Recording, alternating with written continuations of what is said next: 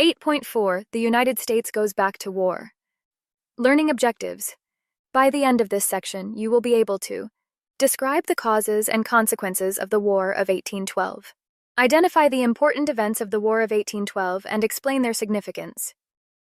The origins of the War of 1812, often called the Second War of American Independence, are found in the unresolved issues between the United States and Great Britain. One major cause was the British practice of impressment, whereby American sailors were taken at sea and forced to fight on British warships. This issue was left unresolved by Jay's Treaty in 1794. In addition, the British in Canada supported Native Americans in their fight against further U.S. expansion in the Great Lakes region. Though Jefferson wanted to avoid what he called entangling alliances, staying neutral proved impossible.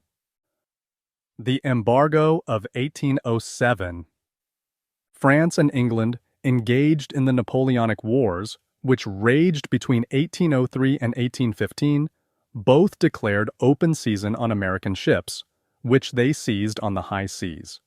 England was the major offender since the Royal Navy, following a time-honored practice, impressed American sailors by forcing them into its service. The issue came to a head in 1807 when the HMS Leopard, a British warship, fired on a U.S. naval ship, the Chesapeake, off the coast of Norfolk, Virginia. The British then boarded the ship and took 4 sailors.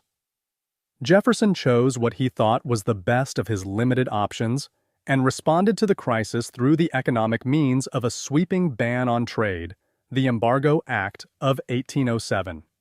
This law prohibited American ships from leaving their ports until Britain and France stopped seizing them on the high seas. As a result of the embargo, American commerce came to a near-total halt. The logic behind the embargo was that cutting off all trade would so severely hurt Britain and France that the seizures at sea would end. However, while the embargo did have some effect on the British economy, it was American commerce that actually felt the brunt of the impact. The embargo hurt American farmers, who could no longer sell their goods overseas, and seaport cities experienced a huge increase in unemployment and an uptick in bankruptcies. All told, American business activity declined by 75% from 1808 to 1809. Enforcement of the embargo proved very difficult, especially in the states bordering British Canada. Smuggling was widespread. Smuggler's Notch in Vermont, for example, earned its name from illegal trade with British Canada. Jefferson attributed the problems with the embargo to lax enforcement. At the very end of his second term, Jefferson signed the Non-Intercourse Act of 1808, lifting the unpopular embargoes on trade except with Britain and France. In the election of 1808, American voters elected another Democratic Republican, James Madison. Madison inherited Jefferson's foreign policy issues involving Britain and France. Most people in the United States, especially those in the West, saw Great Britain as the major problem. Tecumseh and the Western Confederacy. Another underlying cause of the War of 1812 was British support for native resistance to U.S. Western expansion. For many years, white settlers in the American Western Territories had besieged the Native Americans living there. Under Jefferson, 2 policies existed: forcing Native Americans to adopt American ways of agricultural life, or aggressively driving them into debt in order to force them to sell their lands. In 1809, Tecumseh, a Shawnee war chief, rejuvenated the Western Confederacy. His brother, Tenskwatawa, was a prophet among the Shawnee who urged a revival of native ways and rejection of Anglo-American culture, including alcohol. In 1811, William Henry Harrison, the governor of the Indiana Territory, attempted to eliminate the native presence by attacking Prophetstown, a Shawnee settlement named in honor of Tenskwatawa. In the ensuing Battle of Tippecanoe, U.S. forces led by Harrison destroyed the settlement. They also found ample evidence that the British had supplied the Western Confederacy with weapons, despite the stipulations of earlier treaties. The War of 1812.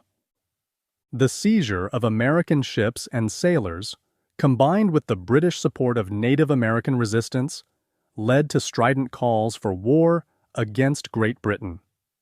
The loudest came from the War Hawks, led by Henry Clay from Kentucky and John C. Calhoun from South Carolina, who would not tolerate British insults to American honor. Opposition to the war came from Federalists, especially those in the Northeast, who knew war would disrupt the maritime trade on which they depended. In a narrow vote, Congress authorized the President to declare war against Britain in June 1812. The war went very badly for the United States at first. In August 1812, the United States lost Detroit to the British and their native allies, including a force of 1,000 men led by Tecumseh. By the end of the year, the British controlled half the Northwest. The following year, however, U.S. forces scored several victories. Captain Oliver Hazard Perry and his naval force defeated the British on Lake Erie. At the Battle of the Thames in Ontario, the United States defeated the British and their native allies, and Tecumseh was counted among the dead. Native American resistance began to ebb, opening the Indiana and Michigan territories for white settlement. These victories could not turn the tide of the war, however. With the British gaining the upper hand during the Napoleonic Wars and Napoleon's French army on the run, Great Britain now could divert skilled combat troops from Europe to fight in the United States. In July 1814, 4,500 hardened British soldiers sailed up the Chesapeake Bay and burned Washington, D.C. to the ground, forcing President Madison and his wife to run for their lives. According to one report, they left behind a dinner the British officers ate. That summer, the British shelled Baltimore, hoping for another victory. However, they failed to dislodge the U.S. forces, whose survival of the bombardment inspired Francis Scott Key to write The Star-Spangled Banner. With the end of the war in Europe, Britain was eager to end the conflict in the Americas as well.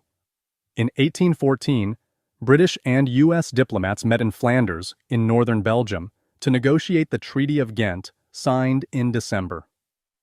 The boundaries between the United States and British Canada remained as they were before the war, an outcome welcome to those in the United States who feared a rupture in the country's otherwise steady expansion into the West. The War of 1812 was very unpopular in New England because it inflicted further economic harm on a region dependent on maritime commerce. This unpopularity caused a resurgence of the Federalist Party in New England. Many Federalists deeply resented the power of the slave-holding Virginians, Jefferson and then Madison, who appeared indifferent to their region. The depth of the Federalists' discontent is illustrated by the proceedings of the December 1814 Hartford Convention, a meeting of 26 Federalists in Connecticut, where some attendees issued calls for New England to secede from the United States. These arguments for disunion during wartime, combined with the convention's condemnation of the government, made Federalists appear unpatriotic. The convention forever discredited the Federalist Party and led to its downfall. Americana. Francis Scott Key's In Defense of Fort McHenry. After the British bombed Baltimore's Fort McHenry in 1814 but failed to overcome the U.S. forces there, Francis Scott Key was inspired by the sight of the American flag, which remained hanging proudly in the aftermath. He wrote the poem In Defense of Fort McHenry, which was later set to the tune of a British song called the Anacreontic Song, and eventually became the U.S. national anthem, The Star-Spangled Banner. Oh, say, can you see, by the dawn's early light, what so proudly we hailed at the twilight's last gleaming, whose broad stripes and bright stars through the perilous fight o'er the ramparts we watched were so gallantly streaming, and the rocket's red glare, the bombs bursting in air, gave proof through the night that our flag was still there. Oh, say, does that star-spangled banner yet wave? O'er the land of the free and the home of the brave?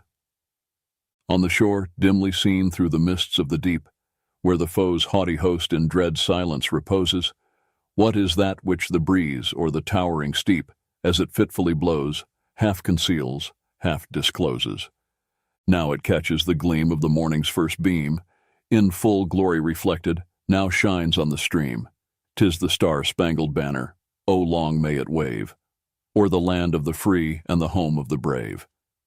And where is that band who so vauntingly swore that the havoc of war and the battle's confusion, a home and a country should leave us no more? Their blood has washed out their foul footsteps' pollution. No refuge could save the hireling and slave from the terror of flight or the gloom of the grave, and the star-spangled banner in triumph doth wave, o'er the land of the free and the home of the brave. O thus be it ever when freemen shall stand between their loved home and the war's desolation.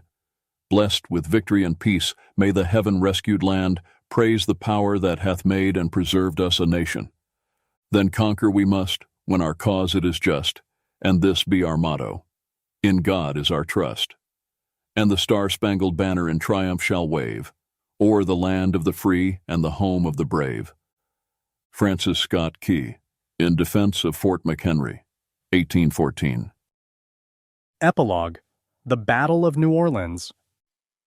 Due to slow communication, the last battle in the War of 1812 happened after the Treaty of Ghent had been signed ending the war. Andrew Jackson had distinguished himself in the war by defeating the Creek natives in March 1814 before invading Florida in May of that year. After taking Pensacola, he moved his force of Tennessee fighters to New Orleans to defend the strategic port against British attack. On January 8, 1815, despite the official end of the war, a force of battle-tested British veterans of the Napoleonic Wars attempted to take the port. Jackson's forces devastated the British, killing over 2,000. New Orleans and the vast Mississippi River Valley had been successfully defended, ensuring the future of American settlement and commerce. The Battle of New Orleans immediately catapulted Jackson to national prominence as a war hero, and in the 1820s, he emerged as the head of the new Democratic Party.